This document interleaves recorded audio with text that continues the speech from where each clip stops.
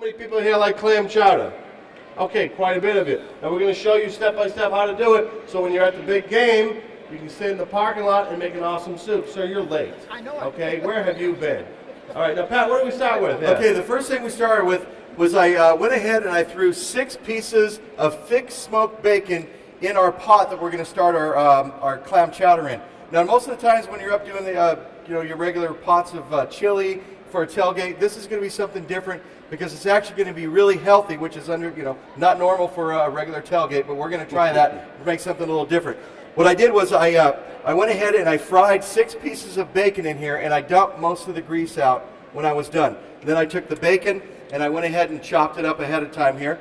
So what I did was I'm reheating the leftover bacon grease, and I have 1 whole chopped yellow onion and 3 celery stalks that are chopped as well. So I'm going to take it, I'm going to throw that in there. Now folks, when we put something in, you're going to tell us to dump it. So we have onions and celery. What do you guys want us to do with it? All right, I have 4 tablespoons of crushed chopped garlic. What do we do? Dump it. Good. Now you're going to let that saute for a little while. Yeah, a little bit of salt and pepper too. We want that to saute for probably about 5 or 6 minutes, so we're going to end up coming back to that recipe here in a second. Now we have our onions and our celery and our garlic sauteing over here, and we have a little bit of bacon fat. Okay, now we're going to start adding a little bit more of the ingredients. Pat, what do we have here first? Okay, I have 3 cans of clams, and I've drained majority of the water off. If there's a little bit of water in there, that's fine. It's going to have the clam flavor. So I'm going to add 3 cans of clams. Now, if you want to get fancy, and you want to go to the coast, you want to go clamming, I highly recommend that, but make sure you rinse your clams thoroughly, because otherwise you're going to get a lot of gritty sand in there. Okay, so now we're going to add our bacon. We're going to throw our 6 pieces of bacon in there that we have chopped up. So what am I going to do? Okay, now we're going to make sure you stir it around, folks. We're going to make all these flavors come together. We're going to let that saute for just a couple more minutes. 3 jars of clam juice. Just straight, pure clam juice. So we're going to add 3 of those. Okay. So there's no cream in this? No, there is no cream. Okay. New England clam chowder has cream. Manhattan clam chowder has a tomato base, and Rhode Island clam chowder is a clear broth base. Now, we're going to add 1 box of chicken broth. Okay, which is 32 ounces, guys. It's going to take a while to get it all in there, but you can tell right now there's lots of colors, lots of flavors going on here. And is that it? Nope, I have one last thing I'm going to add. We are going to add russet potatoes that I've cubed into small cubes.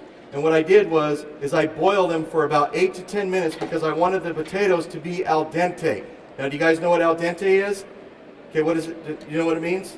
What does it mean, ma'am? Not all the way cooked. Not all the way cooked. Actually, al dente is an Italian term for it's not done yet, stupid.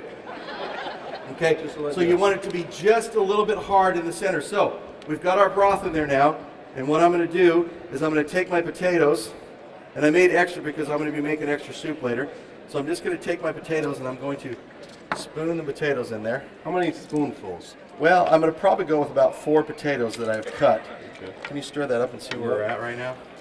And the reason why you want to cook your potatoes separately for this particular recipe, I mean, because a lot of people will think, well, why can't I just cook the potatoes inside there? But what happens is russet potatoes, actually I'm just going to go with the whole thing. Go ahead. Russet potatoes have a lot of starch on them. But by boiling them ahead of time and then removing them from the boil, you've taken away a lot of the starch. Now, starch can actually overpower a soup sometimes. So you guys might want to remember that if you're ever making a soup. Unless you're making a potato soup, you want that starch. But if you're not, you want to pre-cook your potatoes because sometimes that starch actually will kill the flavor of your original soup. So make sure you boil it, drain it, and then rinse it off with a little bit of water, and then set it aside, and then we're going to put it inside. Okay, now that is done, we're going to put the lid on it.